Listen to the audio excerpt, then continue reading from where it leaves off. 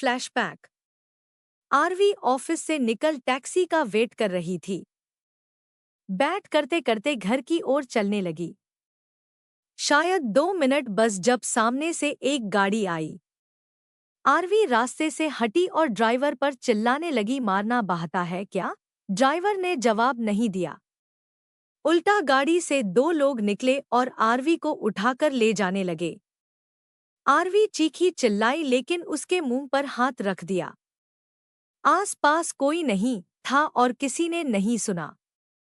RV हाथ पैर मारने लगी, वरदान का नाम चीखने लगी, पर कोई फायदा नहीं।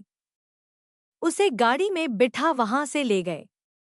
आरवी उन लड़कों से लड़ने लगी तो उनमें से एक लड़के ने उसके मुंह पर कर्चीफ लगा उसे बेहोश कर दिया। अगली बार जब आरवी ने आंखें खोली वो एक छोटे से कमरे में थी। वहां कोई फर्नीचर नहीं था, बस वो अकेली थी। कुर्सी बांध रखा था उसे। चीखने की कोशिश की लेकिन कोई फायदा नहीं। आरवी चीखते चीखते रो पड़ी। कौन है और क्यों किसी ने उसे किडनैप किया है, उसे नहीं पता। बाहर दिन हो रखा था, यानी वो कल दोपहर से भूखी है। भूख के वजह से वो कमजोर भी थी। हाथ पैर छुड़ाने लगी लेकिन कोई फायदा नहीं। करीब 1 बजे खोली का दरवाजा खुला और सामने से आई दीपाली। HII डार्लिंग, दीपाली बोली। आरवी फिर से कुछ बोलने लगी लेकिन दीपाली को समझ नहीं आया। रुको, मैं पट्टी खोल देती हूँ, कहकर दीपाली ने उसका कपड़ा हटाया और कहा, अब बोलो, तुम्हारा दिमाग सखराब हो गया है, गुस्से में आरवी ने कहा। इसकी बात सुन दीपाली जोर से हंसने लगी। फिर अपने पास खड़े आदमी से बोली, मैडम का गुरूर अभी तक टूटा नहीं है, इसे ऐसे ही भूखे रहने दो, पानी भी नहीं देना। फिर आरवी को देख दीपाली ने कहा, स्वीटहार्ट, मुझे तुमसे कोई प्रॉब्लम नहीं थी, लेकिन मेरी और वरदान की शादी तोड़कर तुम उससे शादी नहीं कर सकती। मेरी और वरदान की शादी होकर रहेगी, आरवी ने गुस्से में कहा। हंसते हुए दीपाली ने कहा, एक चीज तो पक्की है, जिस दिन शादी है उसी दिन तुम मरोगी। आरवी ने पूछा, क्या मिलेगा तुम्हें? ऐसा करके वरदान कभी तुम्हें नहीं अपनाएगा, मेरे जाने के बाद भी नहीं। आरवी बोली, मुझे वरदान चाहिए, ये तुम्हें किसने कह दिया? दीपाली ने पूछा। आरवी कंफ्यूज्ड उसे ही देख रही थी। बदला, सिर्फ बदला चाहिए। मेरी शादी तोड़कर मेरे प्लान्स खराब कर दिए, अब वरदान की शादी टूटेगी और तब उसे पता चलेगा दर्द क्या होता है, दीपाली ने कहा। मुस्कुराते हुए आरवी ने कहा, कोई बात नहीं, तुम्हारे मारने से पहले वरदान मुझे ढूंढ लेगा। Over confidence? तुम्हें पता भी है तुम कहाँ हो? दीपाली ने पूछा। आरवी यहाँ वहाँ देखने लगी। खिड़की के बाहर क्या है उसे कुछ दिखाई नहीं दे रहा था, सिर्फ पेड़ और पत्ते। पास में पानी के बहने की आवाज आ रही थी, उसके अलावा कुछ नहीं। वो जरूर पुणे शहर से बाहर थी, नहीं ना? तुम्हें कभी पता भी नहीं चलेगा। खैर, 5 दिन बाद मिलते हैं, तब तक मेरे आदमी तुम्हारा ख्याल रखेंगे। दीपाली फ्लाइंग किस देकर जाने लगी। जाते हुए अपने एक आदमी से कहा, सुनो, उसे बस एक वक्त का खाना देना ताकि वो जिंदा रहे 5 दिनों तक। बोलवी वहां से चली गई। उसके आदमी कमरे का ताला लगा चले गए। आरवी हर वो चीज करने लगी जिससे उसका हाथ या पैर खुल जाए, पर उसकी सारी कोशिशें नाकामयाब रही। उसकी इतनी एनर्जी भी नहीं थी कि ताकत लगाकर खुद को बचाए। वहीं बैठे बैठे सो गई। जब उठी अंधेरा हो रहा था। कमरे का दरवाजा का खुला और एक औरत अंदर आई। आरवी को खाना और पानी देते हुए बोली, ये लीजिए। मुझे नहीं खाना, आरवी ने कहा और मुंह मोड़ लिया। प्लीज खा लीजिए वरना मेरे पति मुझे मारेंगे, उस औरत ने कहा। क्यों? आरवी ने पूछा। मेरा पति मैडम के लिए काम करता है। उसने बोलकर भेजा है मुझे कि अगर आपने खाना नहीं खाया तो वो मुझे सबक सिखाएगा, डरते हुए उस औरत ने कहा। आरवी उसकी बात सुन इमोशनल हो गई। ठीक है कहकर आरवी खाने लगी। सिर्फ खाना खाने के लिए उसके हाथ खुले थे। खाने के बाद वापस उसे बांध दिया, पर उस औरत ने जानबूझकर ढीले बांधे थे। आरवी उसे थैंक यू बोली और वो वहां से निकल गई। अगले दिन आरवी ऐसे ही चुपचाप बैठी रही। वो अगर चाहती तो आसानी ने हाथ छुड़ाकर भाग सकती, लेकिन बाहर दीपाली के लोग थे, तो कोई और प्लान बनाना था। शाम को वो औरत फिर से आई, खाना दिया और इस बार आरवी को जितना लंबा कपड़ा दिया जो उसने साड़ी के नीचे छुपा रखा था। आरवी को समझ नहीं आया कि वो ये क्यों दे रही है। खाने के बाद वो औरत चली गई और आरवी अगले दिन का वेट करने लगी। उस टॉवल को अपने कुर्सी पर रखा, उस पर बैठी रही। तीसरे दिन भी उस औरत ने टॉवल दिया और चौथे दिन भी। ये मुझे क्यों दे रही ही? आरवी ने गुस्से में पूछा लिया। उस औरत ने धीरे से कहा, आपको कल वो लोग मारना चाहते हैं। इन तीनों टॉवेल्स को बांधकर खिड़की से कूद जाओ। इससे पहले कि अगली सुबह दरवाजा खुले आप यहाँ से निकल जाओ। कल उसे मारना चाहते हैं। ये सुनते ही आरवी के पसीने निकलने लगे। आरवी ने खिड़की से झांक कर देखा और कहा, यहाँ तो खाई है, फिर भी हमें उसे ढूंढना होगा। वर्ण दीपाली मैडम से क्या कहेंगे? दीपाली मैडम से कम देंगे जब वो पूछेगी। वो भी जानती है कि इतनी ऊंचाई से गिरने पर कोई जिंदा नहीं बचता। दूसरे ने कहा, मुझे लगता है हमें एक बार नीचे जाकर देखना चाहिए। दूसरे ने कहा, पहले में हाँ में ही मिले। अब बे चलना चुपचाप। 3 घंटे का रास्ता है गाड़ी से, और पैदल तो भगवान ही जाने। मैं नहीं जा रहा, बोल तीसरा वाला वहां से चला गया। पहला आदमी और दूसरा आदमी एक दूसरे को देखने लगे। हमें भी चलना चाहिए।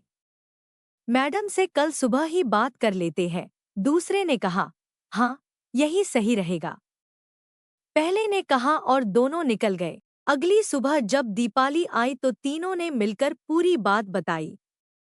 किसने उसकी हेल्प की? दीपाली ने चीखते हुए पूछा। किसी से कुछ नहीं कहा।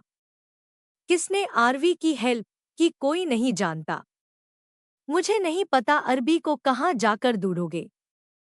अगर वो नहीं मिली तो तुम तीनों मरने के लिए तैयार रहना। दीपाली गुस्से में बोली और वहां चली गई।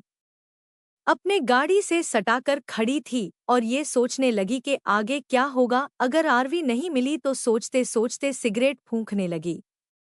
उसके सारे आदमी आरवी को ढूंढने नीचे गए, लेकिन उन्हें कुछ नहीं मिला। आरवी का कोई नाम और निशान नहीं था। Flashback ends.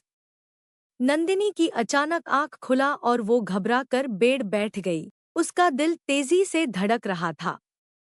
खुद को पानी में गिरते देख नंदिनी को ऐसा लगा कि वो अभी मरने वाली है। इनफैक्ट उसे ये भी याद है कि वो मरने के कगार पर थी। फिर बची कैसे? वरदान ने देखा नंदिनी घबराए बेड पर बैठी थी।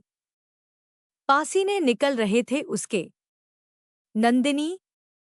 वरदान उसके साथ बैठते हुए बोला। नंदिनी वरदान को देख उसके गले लग रोने लगी। नंदिनी के बाल ठीक करते हुए वरदान ने पूछा, बुरा सपना? नंदिनी ने हाँ में गर्दन हिंगलाई। कुछ नहीं होगा, तुम्हें मैं कुछ नहीं होने दूंगा, वरदान ने कहा। सपना था या सच्चा ये नंदिनी खुद कंफ्यूज्ड थी। वैसे तो उसे कई सपने आते थे, लेकिन इस सपने में खुद को मरते देख नंदिनी घबरा गई। ऐसा लग रहा था जैसे ये सब उसके साथ हो चुका है। ये सपना नहीं, हकीकत है। वरदान उसे वापस बेड पर सुला, उसे अपने सीने से लगा लिया। नंदिनी अपना चेहरा उसके सीने में छुपा आंखें बंद कर सोने की कोशिश करने लगी। वरदान की ओर इस खिंचाव को क्या नाम दे नंदिनी नहीं जानती, लेकिन इतना जानती थी कि रंजन के लिए उसके मन में कई सवाल थे। उनका जवाब अब ढूंढना नंदिनी के लिए जरूरी हो गया था। अगली सुबह नंदिनी का फीवर तो चला गया लेकिन कमजोरी थी। वरदान आज भी पूरा दिन उसके साथ रहा। शाम को जब नंदिनी पूरी तरह ठीक हो गई, वरदान अपनी बहन को घर गया। जहां लंदन में नंदिनी यानी आरबी और वरदान वापस एक होने लगे थे, वहीं इंडिया में दीपाली अभी भी आरवी को ढूंढ रही थी। फिर भी हमें उसे ढूंढना होगा। वर्ण दीपाली मैडम से क्या कहेंगे? दीपाली मैडम से कम देंगे जब वो पूछेगी। वो भी जानती है कि इतनी ऊंचाई से गिरने पर कोई जिंदा नहीं बचता। दूसरे ने कहा, मुझे लगता है हमें एक बार नीचे जाकर देखना चाहिए। दूसरे ने कहा, पहले में हाँ में ही मिले। अब्बे चलना चुपचाप। 3 घंटे का रास्ता है गाड़ी से, और पैदल तो भगवान ही जाने। मैं नहीं जा रहा, बोल तीसरा वाला वहां से चला गया। पहला आदमी और दूसरा आदमी एक दूसरे को देखने लगे। हमें भी चलना चाहिए। मैडम से कल सुबह ही बात कर लेते हैं। दूसरे ने कहा, हाँ, यही सही रहेगा। पहले ने कहा और दोनों निकल गए। अगली सुबह जब दीपाली आई तो तीनों ने मिलकर पूरी बात बताई। किसने उसकी हेल्प की? दीपाली ने चीखते हुए पूछा। किसी से कुछ नहीं कहा। किसने आरवी की हेल्प की? कोई नहीं जानता। मुझे नहीं पता अरबी को कहाँ जाकर ढूंढोगे। अगर वो नहीं मिली तो तुम तीनों मरने के लिए तैयार रहना। दीपाली गुस्से में बोली और वहां चली गई। अपने गाड़ी से सटाकर खड़ी थी और ये सोचने लगी कि आगे क्या होगा अगर आरवी नहीं मिली। तो सोचते सोचते सिगरेट फूंकने लगी। उसके सारे आदमी आरवी को ढूंढने नीचे गए, लेकिन उन्हें कुछ नहीं मिला। आरवी का कोई नाम और निशान नहीं था। Flashback ends. नंदिनी की अचानक आंख खुला और वो घबरा कर बेड बैठ गई। उसका दिल तेजी से धड़क रहा था। खुद को पानी में गिरते देख नंदिनी को ऐसा लगा कि वो अभी मरने वाली है। इनफैक्ट उसे ये भी याद है कि वो मरने के कगार पर थी।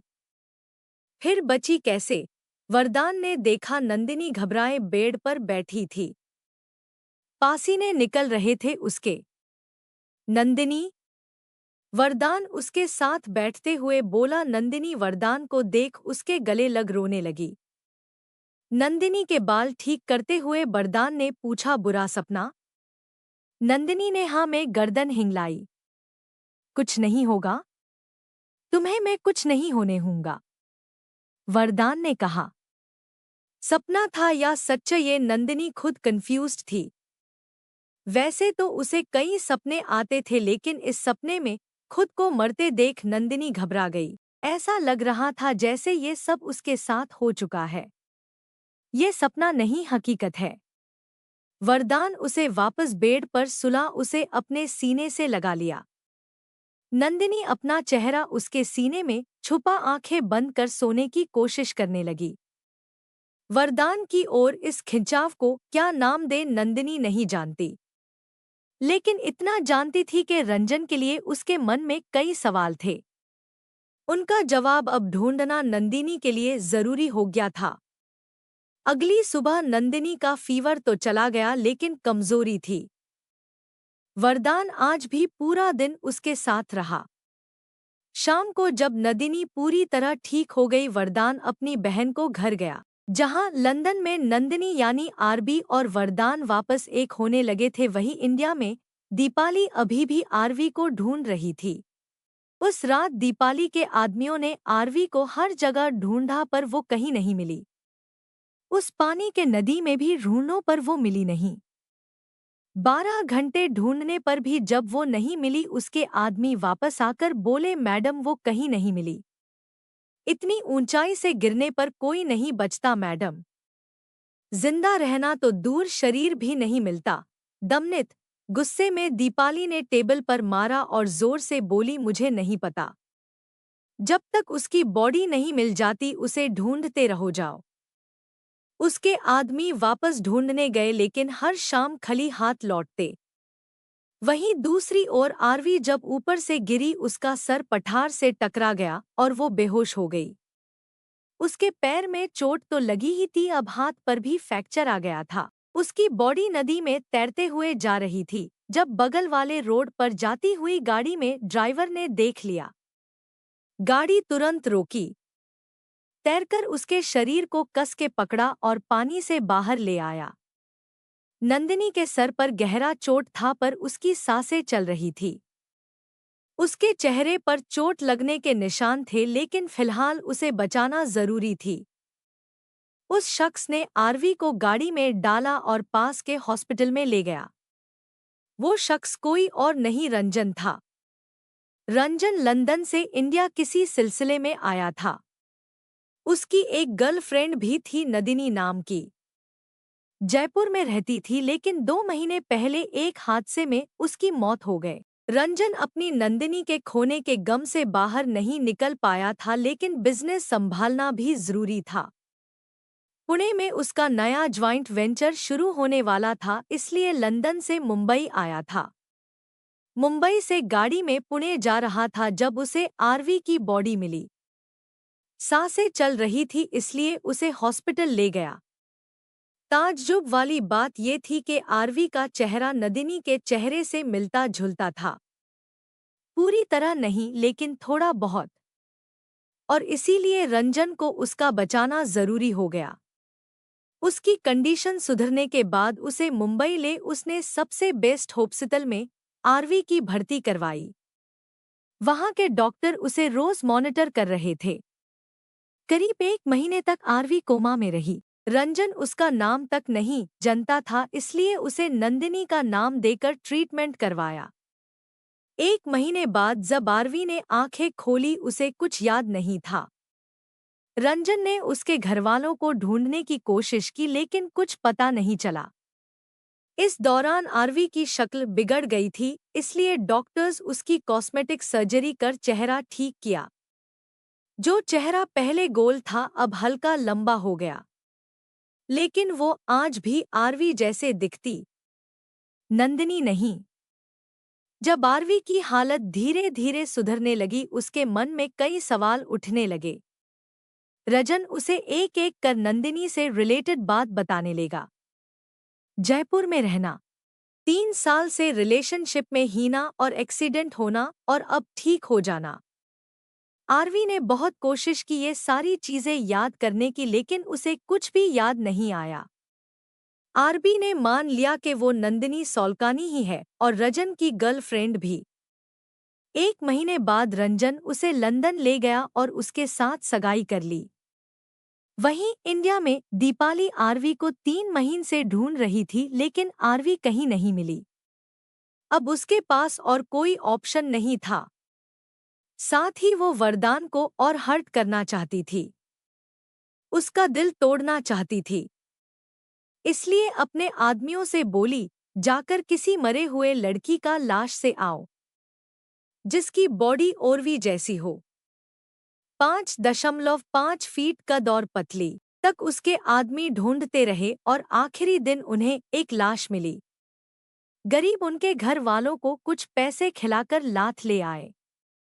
दीपाली अपने आदमियों के साथ इस तारा को पुणे के बाहर हाईवे पर फेंक उस पर एसिड डाल दिया, क्योंकि कभी किसी को पता ना चले ये कौन है। रही बात आरबी के चीजों की थी, उन्हें यहाँ वहाँ फेंक कर मैं दिखा दिया कि ये आरती ही है।